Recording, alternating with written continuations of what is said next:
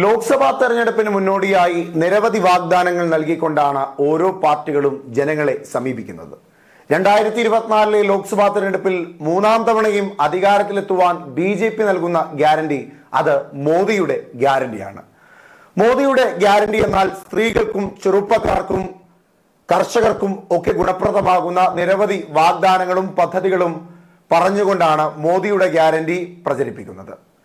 കേരളത്തിൽ നരേന്ദ്രമോദി എത്തിയപ്പോൾ തൃശൂരിൽ വനിതാ സമ്മേളനത്തിന്റെ ഭാഗമായാണ് ആദ്യമായി മോദിയുടെ ഗ്യാരണ്ടി മലയാളികൾക്കിടയിൽ പരിചയപ്പെടുത്തുന്നത്.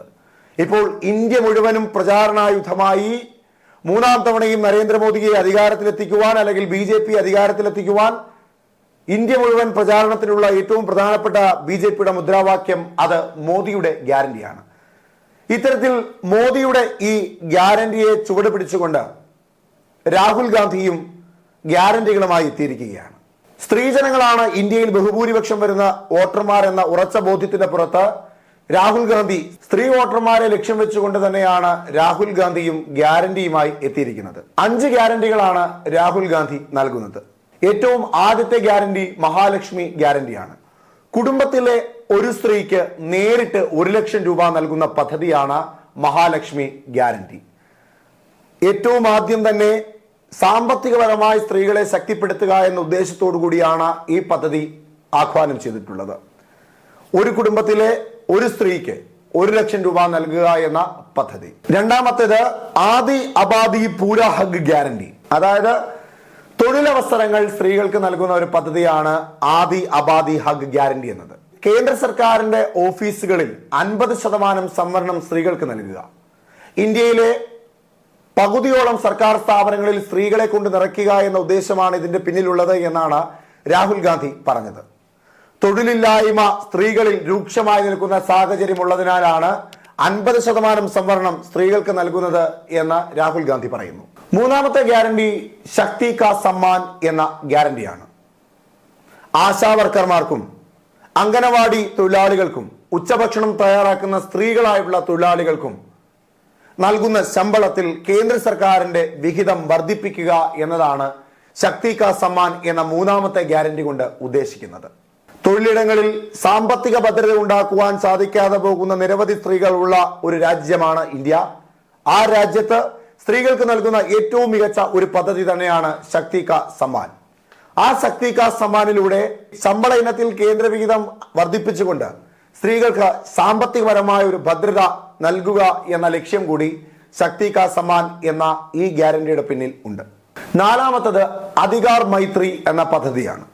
അതായത് വിദ്യാഭ്യാസക്കുറവുള്ള സ്ത്രീകൾ നിരവധിയുള്ള ഒരു രാജ്യമാണ് ഇന്ത്യ എന്നും ആ രാജ്യത്ത് സ്ത്രീകൾക്ക് വിദ്യാഭ്യാസക്കുറവുള്ളത് കൊണ്ട് സൗജന്യപരമായി സ്ത്രീകളെ പഠിപ്പിക്കുന്നതിനും അതിനോടൊപ്പം തന്നെ നിയമപരമായി സ്ത്രീകൾക്ക് നൽകേണ്ട എല്ലാ സഹായങ്ങളും നിയമപരമായ വിദ്യാഭ്യാസവും നിയമപരമായ അറിവും ഒക്കെ നൽകുന്നതിന് വേണ്ടിയുള്ള ഒരു പദ്ധതിയാണ് അധികാർ മൈത്രി.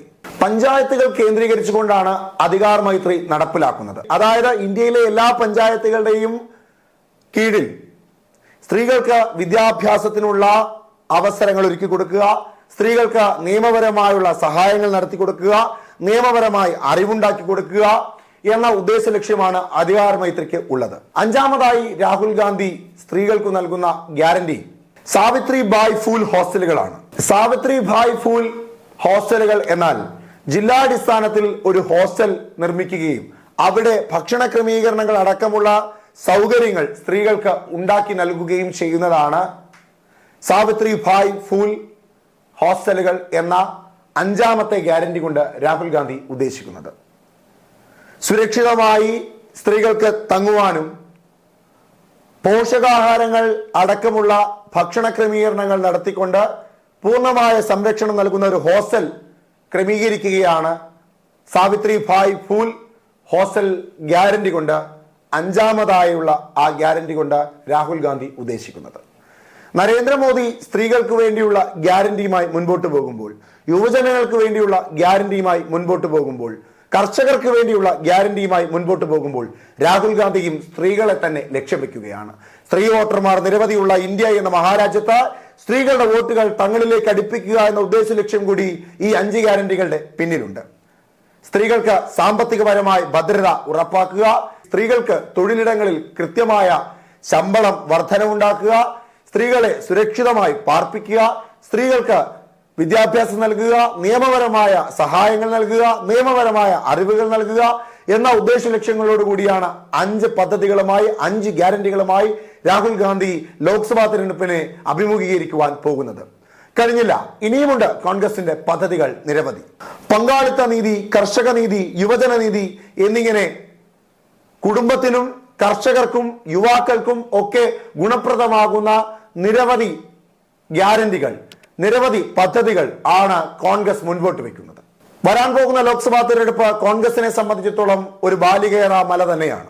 മൃഗീയ ഭൂരിപക്ഷത്തോടുകൂടി ലോക്സഭയെ ഭരിക്കുന്ന BJPയെ അധികാരത്തിൽ നിന്ന് താഴെ കൊണ്ടുവരുവാൻ പഠിച്ച പണി 18 നോക്കുന്നുണ്ട് കോൺഗ്രസ്.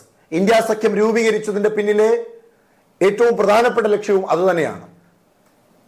ഒറ്റ ശക്തിയായ കോൺഗ്രസിന് BJPയെ മലർത്തിയടിക്കുവാൻ കഴിയില്ല എന്ന ഉറച്ച ബോധ്യത്തിന്റെ പുറത്ത് ഇന്ത്യയിലെ മറ്റു പാർട്ടികളെ കൂടി ചേർത്ത് നിർത്തിക്കൊണ്ട് ഇന്ത്യ സഖ്യം രൂപീകരിച്ച് BJPയെ അധികാരത്തിൽ നിന്ന് താഴെ ഇറക്കുവാൻ നരേന്ദ്രമോദി മുൻപോട്ട് വെച്ച ഒരു ആയുധം തന്നെയാണ് രാഹുൽ ഗാന്ധിയും ഉപയോഗപ്പെടുത്തുവാൻ പോകുന്നത്. ഗ്യാരണ്ടികൾ നൽകുക, സ്ത്രീകളുടെ ശ്രദ്ധ കോൺഗ്രസിലേക്ക് കൂടി തിരിക്കുക, യുവാക്കളുടെയും കുടുംബങ്ങളുടെയും കർഷകരുടെയും ശ്രദ്ധ കോൺഗ്രസിലേക്ക് തിരിക്കുക. അതിന് നിരവധി പദ്ധതികൾ, നിരവധി ഗ്യാരണ്ടികളാണ് കോൺഗ്രസ് മുൻപോട്ട് വയ്ക്കുന്നത്.